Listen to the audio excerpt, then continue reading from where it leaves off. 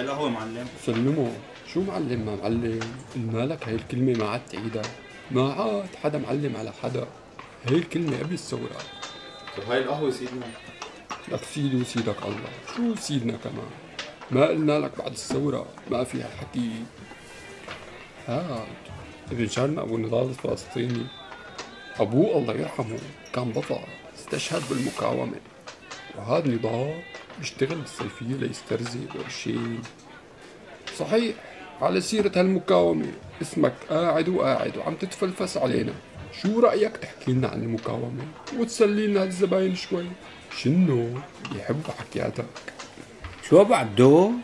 بدك تبيع حكي على المقاومة وتربح مصاري وزباين مثل النظام صاير. لا يا حكواتي عم ننزاح. ايه والله. طيب بحكي لكم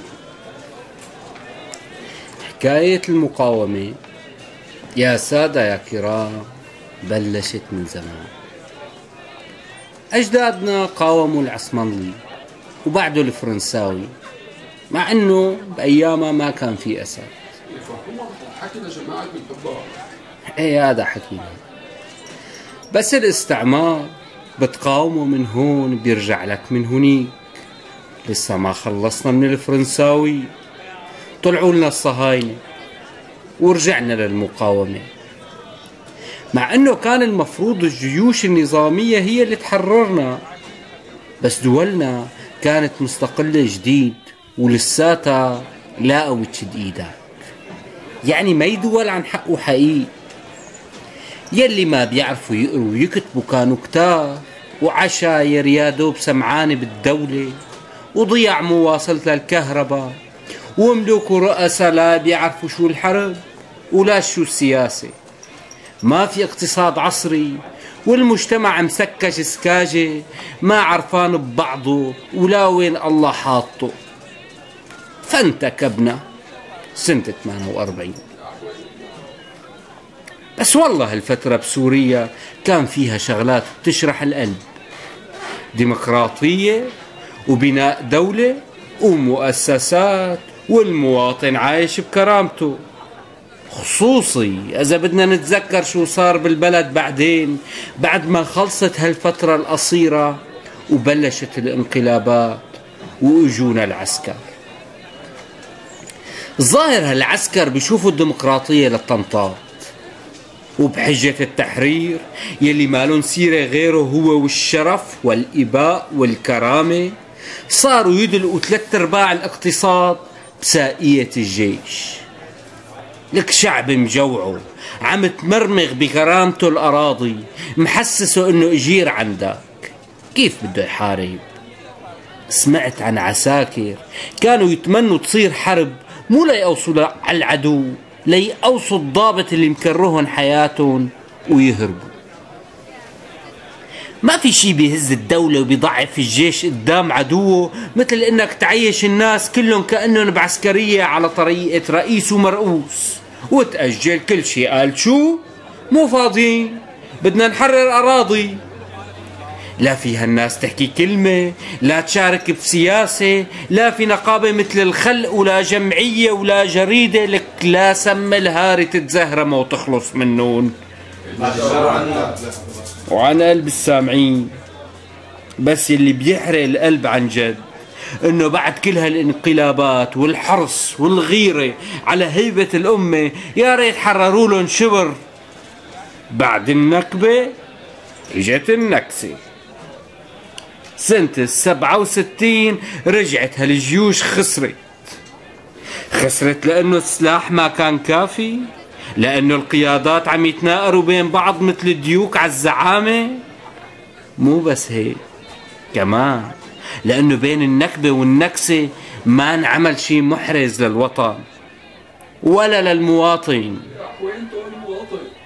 البني آدم بينتصر عن جد إذا حس بكرامته، وحس هالبلد بلده والشعب شعبه والحرب حربه.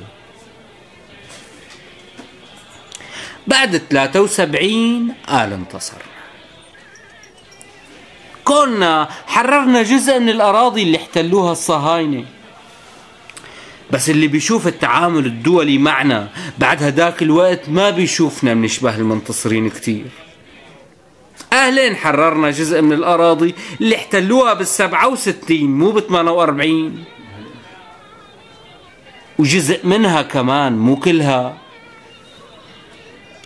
بدال ما يواجه نظام حاله ويشوف لوين عم ياخد هالبلاد ويشط فيها بغير عصر، صار يتفشور يا سادة يا كرام، شي بحرب تشرين وشي بدعم حركات المقاومة. النظام لا بيعادي الغرب ولا إسرائيل عن جد، شغلته يحسسهم انه هو في زيون اذا خفيف، ينخزهم بالخاصرة هيك، واذا بيضمنوا له الكرسي بيرفع عنهم هالاذى، لا وبيحرس لهم الحدود كمان. ومثل ما تفضل المحسن الكبير رامي مخلوف، استقرار إسرائيل من استقرار سوريا. كتير ناس استشهدوا أو ضحوا بأغلى سنين عمرهم بحركات المقاومة، ليكتشفوا بعدين إنه هالأنظمة عم تلعب بأرواحهم وتستخدمهم للضغط السياسي بين إيديها مثل وراء الشدة. ما بيصير ننسى إنه المقاومة عملت انتصارات كبيرة، بس الأنظمة بتخلي فئات معينة هي اللي تحتكر المقاومة. لك مين بيقدر يكون ضد حزب الله أو ضد حماس هن عم يواجهوا اعتداء صهيوني؟ ايه بيكون ما في بايقة. بس هي الحرب هي بتحط أوزارها من هون، بتلاقي السلاح والمال والدعم بفئة واحدة بس، شي بيخلي الناس الباقية تكفر بالمقاومة نفسها. استغفر الله.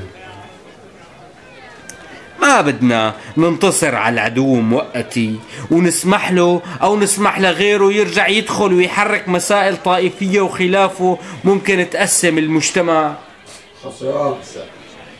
يا أما الدولة وجيشها هن اللي بيشيلوا التحرير على كتافهم، وهذا عز الطلب. وإلا فأصول المقاومة الشعبية تكون طالعة من كل فئات الشعب لتحس الناس منها وإلها.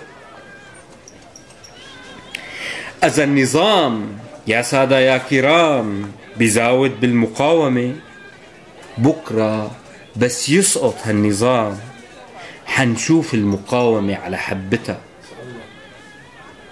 وقت نكون كلنا متساويين بالحقوق والواجبات، ما في فضل لحدا على التاني، وكلنا بنات وأولاد هالوطن، وفلسطين بقلب الوطن، والشعب السوري عارف طريقه.